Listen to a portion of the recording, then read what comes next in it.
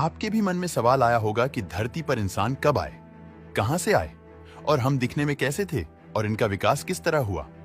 आधुनिक मानव बनने में इंसान किन किन चरणों से गुजरा, आए आज देखते हैं। इस वीडियो में आज से करोड़ों साल पहले डायनासोर ने पूरी धरती पर कब्जा कर रखा था।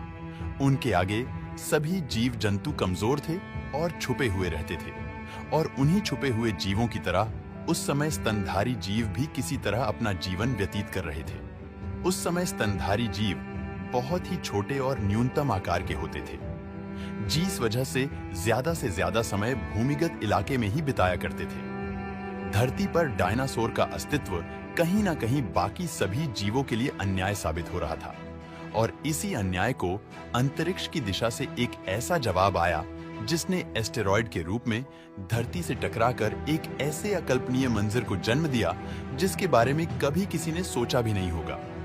आज से तकरीबन 65 मिलियन साल पहले एस्टेरॉयड के कारण धरती पर एक भीषण विस्फोट हुआ, और उस विस्फोट के कारण इतनी तीव्र ऊर्जा उत्पन्न हुई कि जिसे धरती पर कभी किसी ने एक्सपीरियंस नहीं किया था।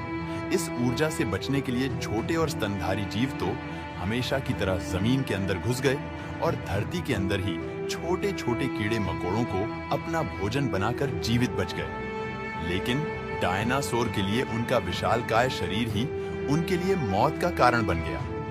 रेडिएशन और एनर्जी के डायरेक्ट संपर्क में आने से सभी डायनासोर की प्रजाति का अंत हो गया। एस्टेरॉयड के टकराने से धरती पर खतरनाक रेडिएशन फैल रही थी, जिससे मानो समस्त संसार में प्रलय आ गया था। आसमान में धूल की मोटी परत जमने से सूर्य मानो अस्त सा हो गया और चारों ओर अंधेरा सा छा गया।